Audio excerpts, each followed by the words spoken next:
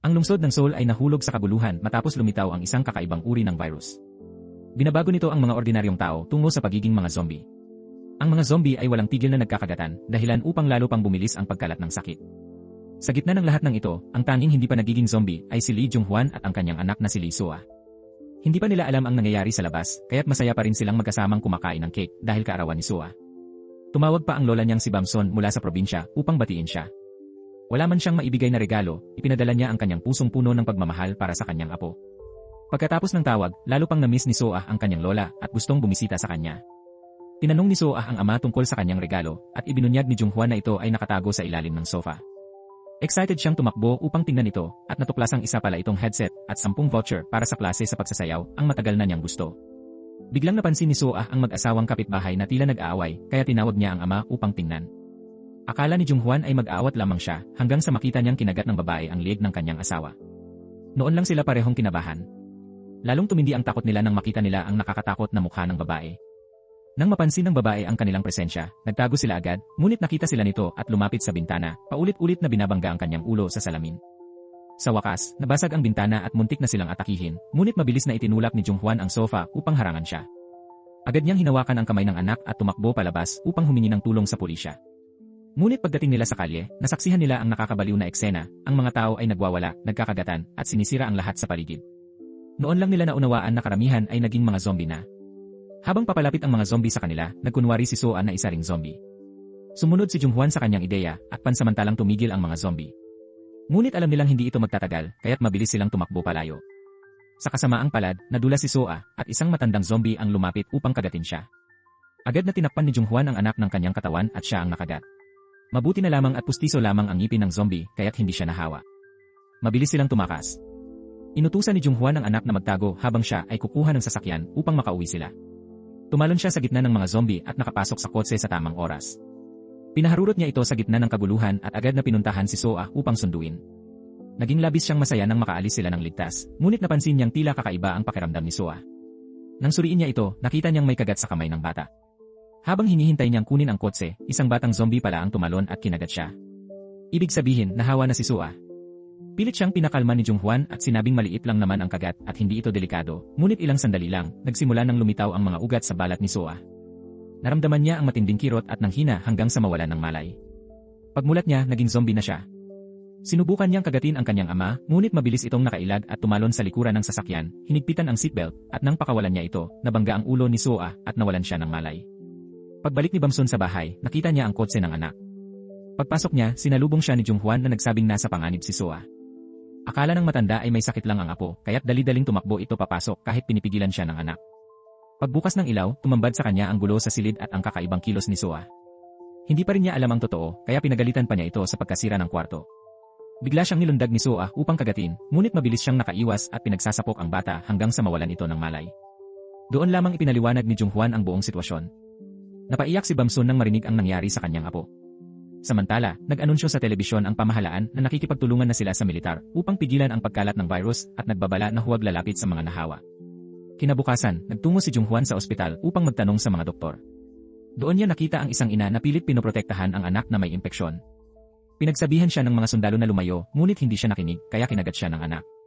Dahil dito, binaril ng militar ang bata. Lubhang nabahala si Jung-hwan para kay Soa. Pag-uwi niya, nakatanggap siya ng babala mula sa gobyerno, ang sinumang magtatago ng nahawa ay ituturing na kriminal at dapat agad airport. Alam niyang kapag natuklasan ang kalagayan ni Soa, tiyak na papatayin ito ng mga otoridad. Kaya't naghukay siya ng hukay, nagbabalak na siya mismo ang magpatapos sa buhay ng anak upang hindi ito masaktan ng iba. Humingi siya ng tawad habang hawak ang pala, ngunit habang bumabalik sa kanyang isipan ang masasayang alaala nilang mag-ama, hindi niya nagawang ituloy. Sa halip, nangako siya kay Soa na kung mamamatay man sila, sabay nilang haharapin ito. Nais ni Bamson na siya na ang gumawa ng bagay na hindi magawa ng anak, ngunit pinigilan siya ni Jung-hwan, dahilan upang magtalo silang mag-ina. Nang bumalik sila sa silid, wala na si Soa, nakalaya na ito at nawala. Nataranta silang maghanap habang nagtataka naman ang mga kapitbahay sa kabuluhan. Sa huli, nakita nila si Soa sa lumang bodega ni Bamson. Naisip ni Jung-hwan na marahil bumalik siya roon dahil may alaala pa siya ng kabataan noong madalas siyang maglaro roon. Binuksan ni Jung-hwan ang paboritong kanta ni Soa at sa pagkagulat nila, nagsimula itong sumayaw. Pinilit niyang paniwalain ang sarili na ang isang zombie ay hindi maaaring sumayaw sa tugtugin kung wala itong alaala o damdamin. Kinagabihan, dumating ang kaibigan niyang si Jo Dong-bae matapos marinig ang balita tungkol sa outbreak. Tinanong niya si Junghwan tungkol kay Soa at sabay nilang sinabing natutulog ito. Ngunit napansin ni Dongbei ang aninong gumagalaw sa loob ng kwarto, kaya binuksan niya ang pinto at nakita ang nakakatakot na mukha ni Soa. Nagkunwari siyang kalmado pero agad siyang lumabas at tumawag sa otoridad. Dumating si Junghwan at napagtanto ang ginagawa ng kaibigan, kaya pinilit niyang ipaliwanag na hindi pa tuluyang naging zombie ang kanyang anak, may mga alaala pa ito, sumasayaw pa nga sa kanyang paboritong kanta. Idinagdag pa ni Bamsun na kumakain pa rin si Soa ng bituka ng baka, katulad ng dati. Ipinakita ni Junghwan ang video ni Soa na sumasayaw, ngunit sinabi ni Dongbei na parang sinasaniban lang ito. Ibinahagi ni Junghwan ang kanyang plano na lumikha ng programa ng pagsasanay upang ibalik ang kamalayan ni Soa at pigilan ang paglala ng virus. Bilang isang tagapagsanay ng mababangis na hayop sa zoo, inisip niyang kung natuturuan niya ang mga tigre, kaya rin niyang turuan ang sariling anak. Ang tanging pakiusap niya kay Dongbei ay huwag ipaalam ito sa sinuman.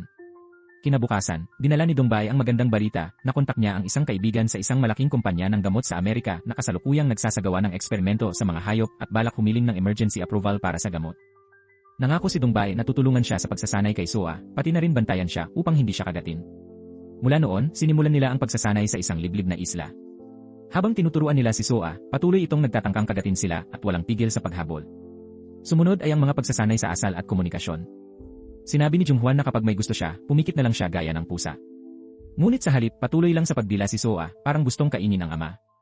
Sa pagdaan ng mga araw, napansin ni Junghwan na gustong-gusto ni Soa ang warm-up exercises at hindi ito nangangagat kapag busog. Dahil sa walang humpay na pagsisikap ni Junghwan at ni Dongbei, unti-unting nagbago si Soa, hindi na siya agresibo at natututo na siyang umintindi ng ilang salita ng kanyang ama, kahit hindi pa rin siya makapagsalita. Isang gabi, dumating ang unang pag-ibig ni Junghwan, si Yeonhwa.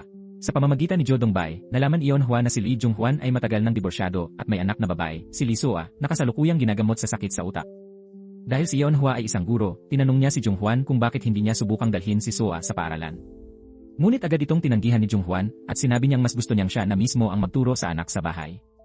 Sa sandaling iyon, naglabas ng balita ang telebisyon tungkol sa pagkalat ng isang virus ng zombie.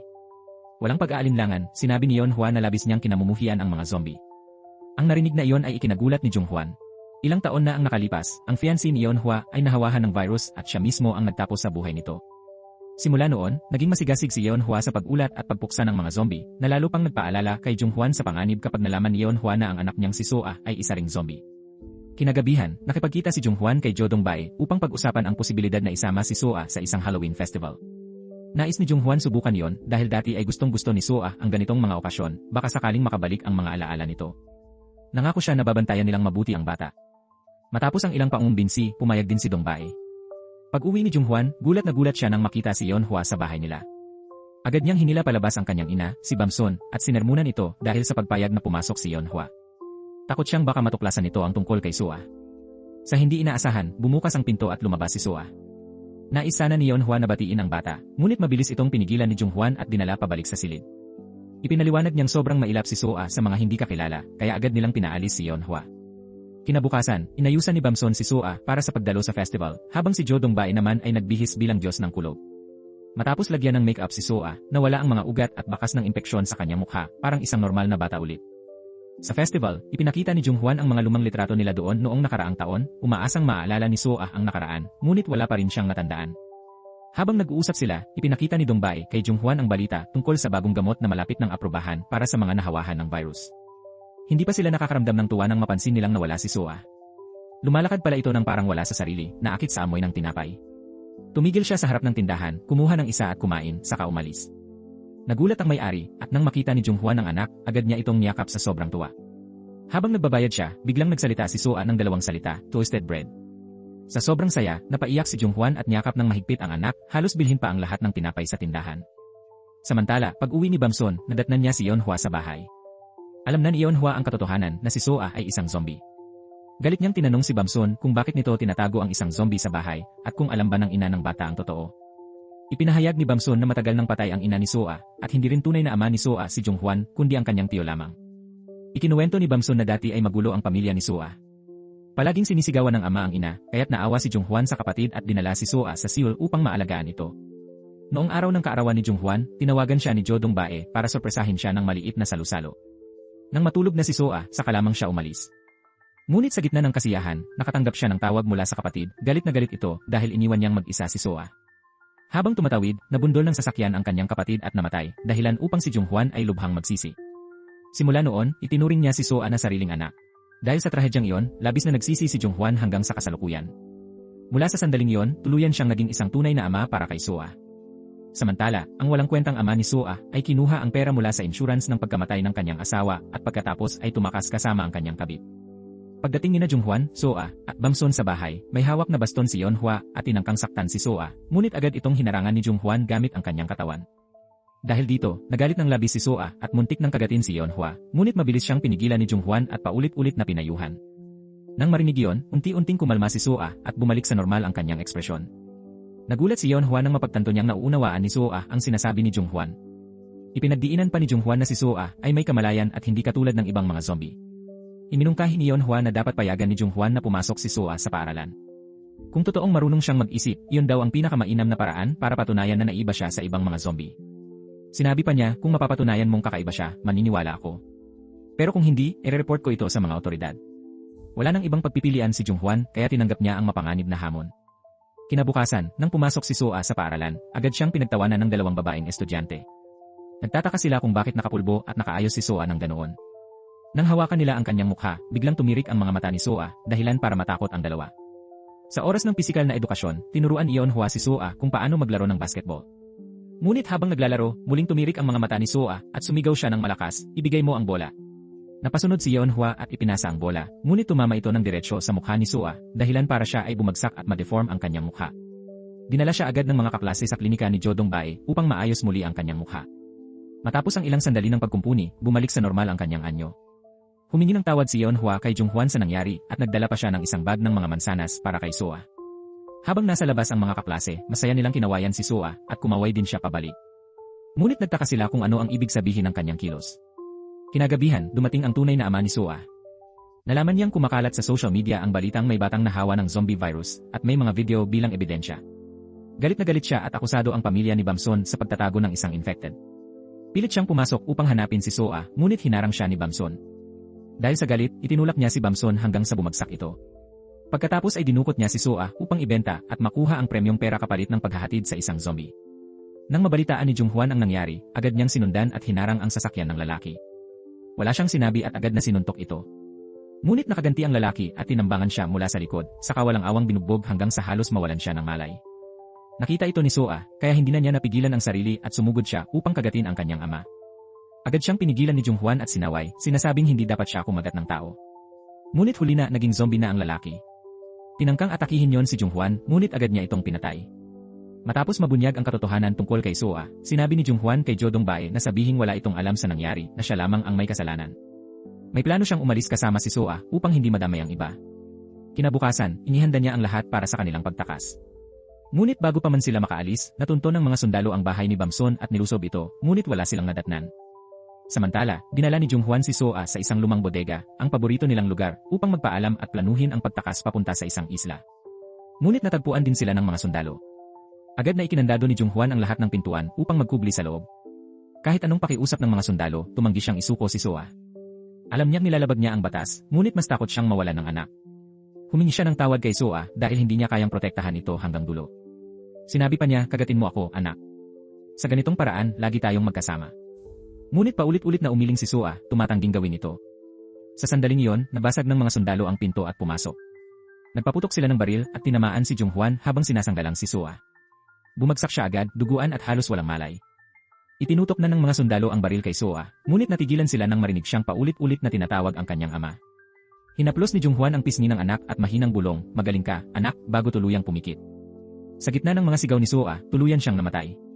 Pagkalipas ng ilang panahon, nagising si So-ah sa ospital at agad niyang nakilala ang kanyang lola, si Bam-son. Sa silid sa tabi, nakahiga si Jung-hwan, walang malay. Natuklasan ng mga doktor na mayroon siyang antibodies sa kanyang dugo na nakakapigil sa virus. Dahil sa paulit-ulit na pagkakasugat at paghilom dahil kay So-ah, nagkaroon siya ng natural na immunity. Kinuha ng mga doktor ang antibodies mula kay Jung-hwan at inilagay ito sa katawan ni So-ah upang makaburin siya ng sariling resistensya. Nang tuluyan ng gumaling si So-ah, binigyan siya ni Bam-son ng training notebook ni Jung-hwan. Nasa loob nito ang mga larawan, tala, at detalyadong obserbasyon tungkol sa bawat pagbabago kay So-ah, pati na rin ang mga paborito at ugali niya. Nilaan ni Jung-hwan ang lahat ng kanyang oras para maibalik ang pagkatao ng kanyang anak. Para sa kanya, kahit ano pa ang mangyari, si So-ah ay mananatiling pinakamamahal niyang anak. Habang binabasa ni So-ah ang mga tala, napaiyak siya ng labis sa tabi ng kama ng kanyang ama. Makalipas ang ilang taon, naging isang profesional na mananayaw si Sua. Naroon si Bamsun sa audience, buong pagmamalaking pinapalakpakan ang kanyang apo. Si Yeon Hwan naman ay nag-record ng sandaling iyon at ipinakita kay Jung Hwan. Sa isang himalang paraan, naramdaman ni Jung Hwan ang paggalaw ng kanyang labi at mga kamay. At dito nagtapos ang pelikulang And Their Daughter is a Zombie, isang kwento ng pagmamahal, sakripisyo at pag-asa. Maraming salamat sa panunood. Hanggang sa muli.